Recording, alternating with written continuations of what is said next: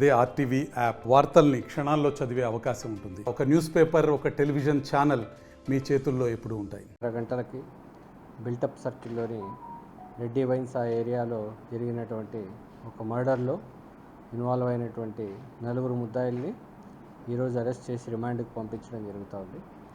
ఆ 4 ముద్దాయిల్లో రాయప్ప అలియాస్ పెద్దోడు, షేక్ గౌస్ అలియాస్ ఖాలియా, శీలం బాలస్వామి, సుంకర వెంకటేష్, ఈ 4 ముద్దాయిలు ఇన్వాల్వ్ అయి ఉన్నారు.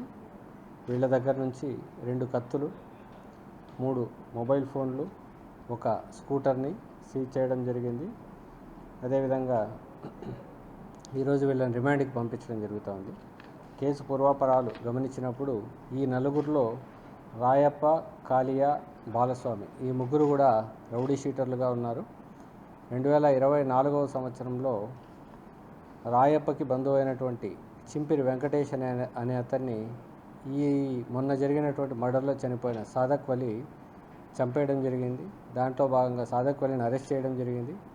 అరెస్ట్ చేసిన తర్వాత కొన్ని రోజుల క్రితం సాదక్ వలి బెయిల్ మీద బయటికి రావడం జరిగింది.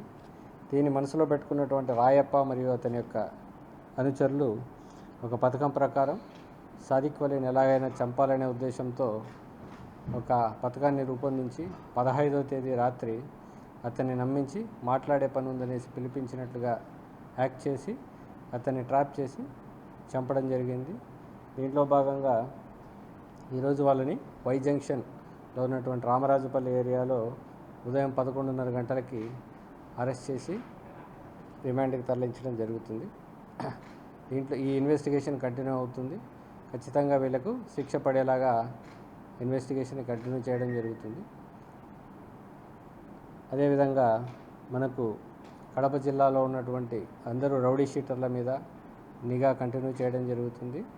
తీవ్రతరం కూడా చేయడం జరుగుతుంది. ఎవరైతే రౌడీ షీటర్లు ఏ నేరాలకు పాల్పడ్డారో వాళ్ళ మీద నమోదైనటువంటి కేసులు, ఆ కేసుల యొక్క పరిస్థితి కోర్టులో ఎలాగా ఉంది, వాటికి శిక్ష పడే విధంగా ప్రాసిక్యూషన్ వ్యవస్థను బలోపేతం చేయడం, ఈ కార్యక్రమాల మీద దృష్టి పెట్టడం జరుగుతుంది. ఇలాంటి మర్డర్లు జరగకుండా ఏ ప్రాంతాల్లో అయితే ఏ రౌడీ షీటర్లు ఉన్నారో ఆ ప్రాంతాల్లో వారి యొక్క కదలికల్ని గమనిస్తూ వారిని కంట్రోల్ చేయడం కోసం డిపార్ట్మెంట్ సైడ్ నుంచి మరింత కఠినమైనటువంటి చర్యల్ని తీసుకోవడం జరుగుతూ ఉంది. కాబట్టి అందరు రౌడీ షీటర్ల మీద నిఘా ఉంటుంది. ఆ రౌడీ షీటర్ల యొక్క రోజువారీ కార్యకలాపాలతో పాటు వాళ్ళ యాక్టివిటీస్, వాళ్ళ నేర ప్రవృత్తి, వాళ్ళ మీద ఉన్నటువంటి కేసుల పరిస్థితి అన్నీ కూడా వీక్లీ రివ్యూ చేయడం జరుగుతుంది.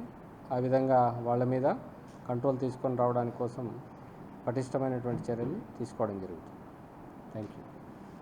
మరిన్ని వీడియోస్ కోసం ఛానల్ ని సబ్స్క్రైబ్ చేయండి. లేటెస్ట్ అప్డేట్స్ కోసం వాట్సాప్ ఛానల్ ని ఫాలో చేయండి. అండ్ లింక్ డిస్క్రిప్షన్ లో ఉంది.